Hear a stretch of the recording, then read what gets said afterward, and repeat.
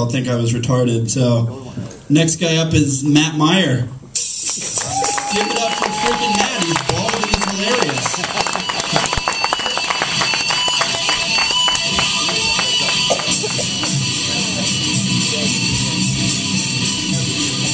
That was my hand-selected theme music. So, first off, hi. What's up? Hi. Hi. Okay. So I tried something this morning for the first time, and I feel like it might be weird, so I wanted to ask you guys, is it okay to scratch your back with a banana? Yes. Because I tried it, and it worked really well.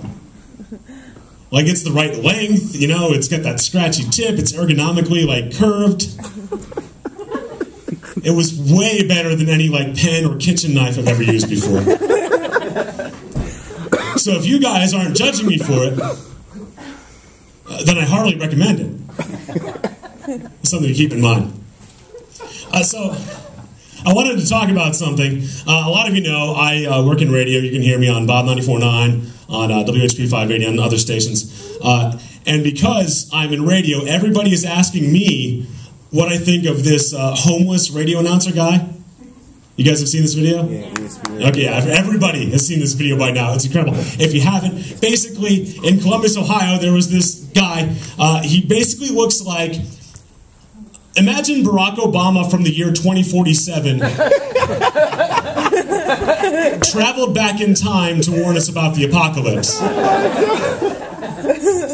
Basically, and he stands at this off-ramp in Columbus, Ohio, and you pull up and he approaches cars, and if you give him $1, he will say cool radio things like, if you're hearing great oldies, you're listening to 104.7. That's his deal. And then there's this YouTube video, and 48 hours ago, this guy was completely unheard of, and one day later, every person in America had seen this video. And so I was on the radio yesterday in the morning when this phenomenon had just broken in like 24 hours, and we were talking about it in the air, like, hey, that's great, that's a funny story, I made the Barack Obama joke, you know, it's all good. So, finish the show, I go home, I take a nap, I wake up, and this guy is the most famous and successful broadcaster in America. He did one radio interview in Columbus, Ohio, and people were calling in saying, we want to give you jobs, ESPN wants him for something, Kraft is going to have him do a commercial, the Cleveland Cavaliers want him to be their arena announcer, and they're going to finance a house for this guy. And so I went to bed inspired, moved, compassionate for Ted Williams, the homeless radio announcer. I woke up and found myself thinking, this crackhead asshole has a better job than me. I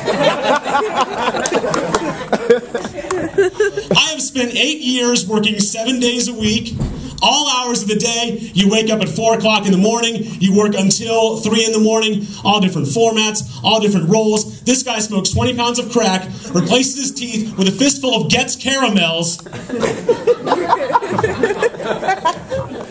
holds up a handwritten marker on ripped cardboard sign, and people are lining up saying, come work for us, we'll buy you a house.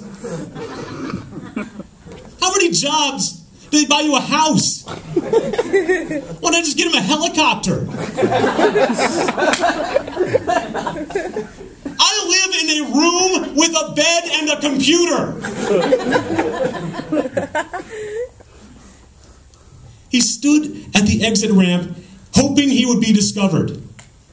Like Disney Channel movies have like this about like blonde doe-eyed starlets. But they'd at least put him in a coffee house like open mic night.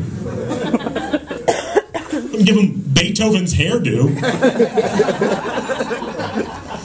So now I find myself basically hating a homeless guy for being helped by his fellow man. And I go into work, and everybody feels the same. It is awesome. It is one big self-pitying radio circle jerk in the hallways of my building. But after the bitterness sort of faded, I sort of came to realize that if I'm truly honest with myself, This guy got the break that he got because he was self-promoting himself for 12 hours a day by the off-ramp. And as pathetic as it sounds, that's more self-promotion than I've done in the last year. I've been doing, bullshit like working a job. This guy had no job. He started the exit ramp. Somehow that counts as working harder than me. And that's how I learned to stop worrying and love Ted Williams, the homeless radio god. My name is Matt Meyer. Thank you very much.